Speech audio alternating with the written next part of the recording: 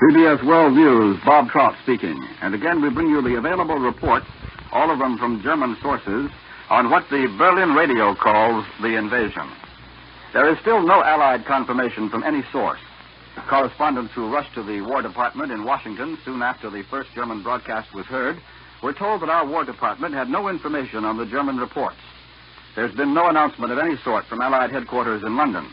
The first news of the German announcement reached this country at 12:37 a.m. Eastern Wartime. The Associated Press recorded this broadcast and immediately pointed out that it could be one which Allied leaders have warned us to expect from the Germans.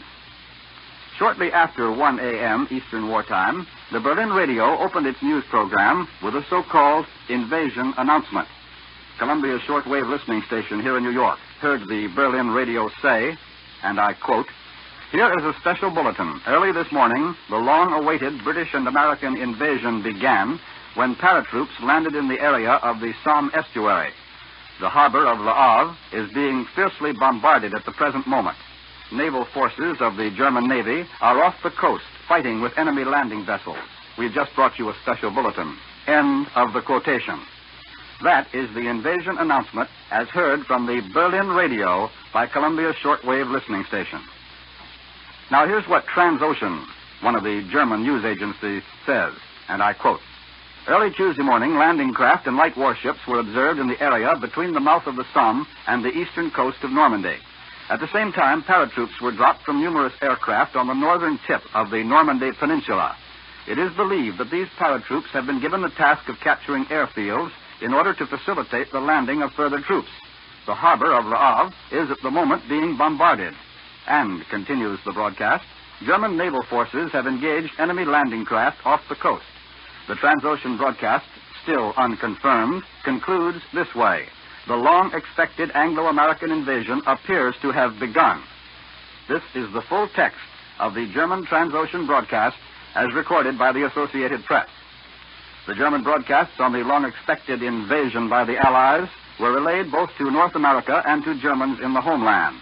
Germans at home were told by DNB's domestic broadcasts at dawn in Europe. At 1:30 in the morning, Eastern Wartime, the DNB agency repeated the items describing what it called the invasion operations. This was a departure from the usual DNB practice of giving fresh information at that time. The German-controlled Calais radio came on the air today with this announcement in the English language, quote, "This is D-Day. We shall now bring music for the Allied invasion forces." So said the German-controlled Calais radio across the channel from England. Up to this time, almost an hour and a half after the first German broadcast, the United States Office of War Information, whose facilities will be used by American press organizations when Allied armies enter Western Europe, has not transmitted any information at all to support the German claims. Director Elmer Davis of the OWI rushed to his headquarters immediately when OWI officials advised him of the broadcasts from Germany. He told the United Press, "We have no more information than you have. I'll stay here until I find out whether the story is true or not." Last night, Elmer Davis addressed the National Press Club on psychological warfare and showed free-motion pictures illustrating how the OWI was propagandizing on the war front. He had just reached his home when his office called him to hurry down. By 1:45 in the morning, Eastern Wartime, almost the entire public relations staff over at the War Department in Washington also had reported for duty. Now, it should be remembered, of course, that the Germans are quite capable of faking this entire series of reports. Their main reason for doing so, in addition to trying to smoke out Allied plans, would be to try to start a premature uprising by the resistance movements along the Channel coast. But the French and the Belgians and the Dutch have all been warned about this possibility repeatedly. And you will recall that Prime Minister Winston Churchill some time ago warned that we could expect false alarms or diversionary feints before the big show began.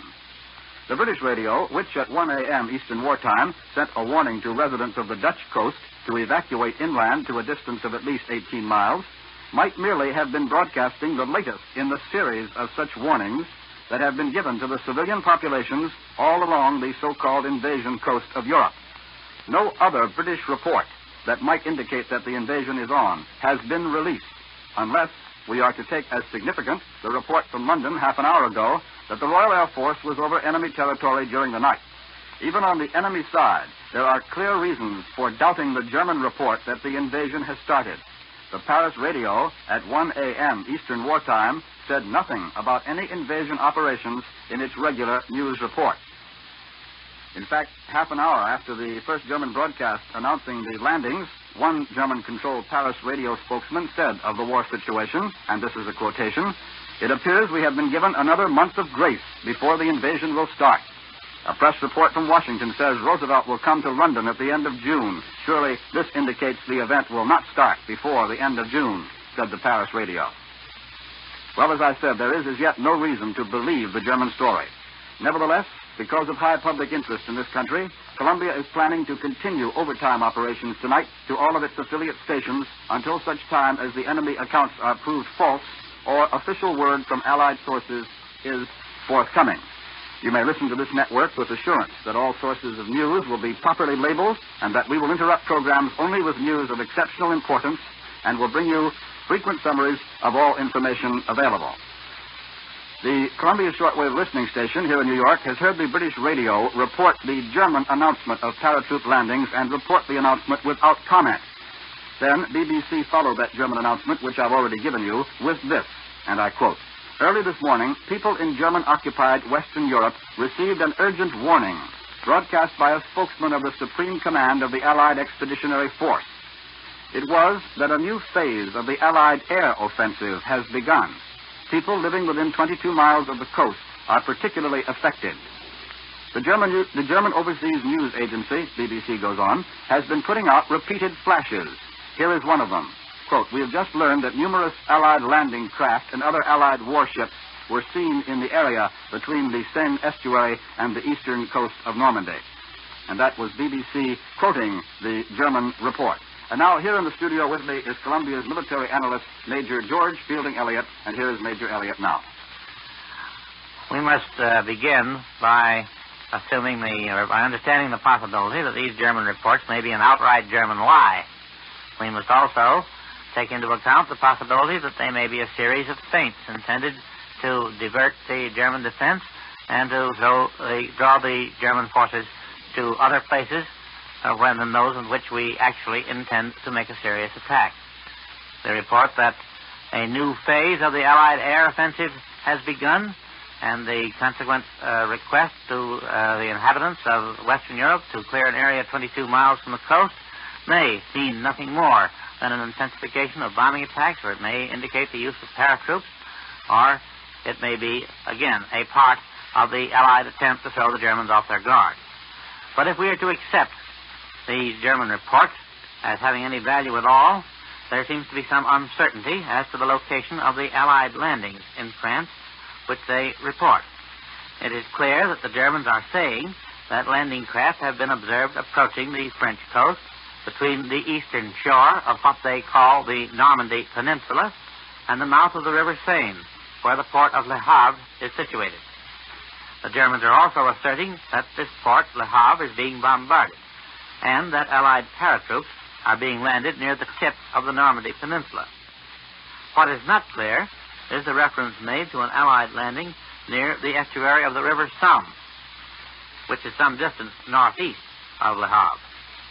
This may possibly be an error for the Seine estuary, though the actual German translation has been checked several times here in a CBS shortwave listening station. But to analyze all these German statements, what the Germans call the Normandy Peninsula is undoubtedly the Cotentin Peninsula, at the end of which stands the port of Cherbourg. Allied forces would certainly wish, if they were actually landing in France, to obtain a well-equipped seaport as soon as possible, as such a port is essential in order to keep up continuous landings of troops and heavy equipment. We learned at Anzio and elsewhere that it is not safe to leave such matters to the mercy of the weather, as has to be done when dependence is had on open beaches, or even small but undeveloped bays. Hence, a double Allied attempt against the two chief ports of northern France, Cherbourg and Le Havre, is well within the possibilities if we are to accept the German report that landings are taking place at all. From the strategic point of view, there is nothing inconsistent in the report of the landing at the Somme estuary. There is no seaport of importance there, but the Allies might well wish to land on a broad front in order to divert the German defense as much as possible and to keep the Germans from finding out, as long as we could, where the main effort was being made. The landing of paratroops behind the big seaport of Cherbourg would likewise be probable if the landing was really in progress, in order to cut off the movement of German reserves toward that port and thus facilitate its capture by the Allies. But any military analysis must remain fragmentary and uncertain as long as it is based only on German reports, which have so frequently proved to be unreliable in the past. That was Columbia's military analyst, Major George Fielding Elliott, and I think that brings us up to date to the moment.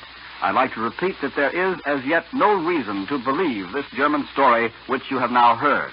Nevertheless, because of high public interest in this country, Columbia is planning to continue overtime operations tonight, and I should like to take this opportunity to inform not only you, our audience, but to inform also the staff on duty at our affiliate stations around the country that Columbia is planning overtime operations until such time as the enemy accounts are proved false or official word from Allied sources is forthcoming. And so, ladies and gentlemen, you may listen to this network with assurance that all sources of news will be properly labeled and that we will interrupt programs only with news of exceptional importance and will bring you frequent summaries of all information available. This is the Columbia Broadcasting System. Yes, Mr. Kalman, thank you very much. Not quite up on what Mr. Kalmer has been reading to you from these news machines. I've now got to the Office of War Information machine, and that's one of the most interesting things that's really observable here in Columbia's newsroom this morning. At 3:30, the OWI machine has been almost entirely silent while all the other machines have been hammering out their news. The OWI has put out only one report this morning which says the Romanian radio reports enemy planes over Belgrade, and that report came in at 3:01 in the morning, in other words, about half an hour ago on the OWI wire. It seems that the OWI is waiting cautiously before putting out anything on these German reports. So far, all these reports have been German. And now, ladies and gentlemen, for a special announcement from the Supreme Headquarters of the Allied Expeditionary Forces from London, from Colonel R. Ernest Dupuy. Go ahead, London. This is Supreme Headquarters, Allied Expeditionary Force. The text of communique number 1 will be released to the press and radio of the United Nations in 10 seconds. Repeat, 10 seconds from now.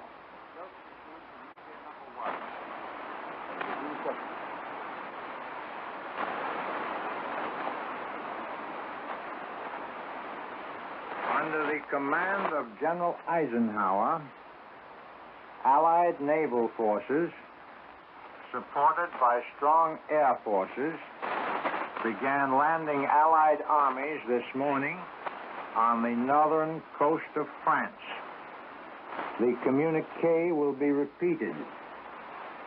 Under the command of General Eisenhower, Allied naval forces, supported by strong air forces, began landing Allied armies this morning on the northern coast of France.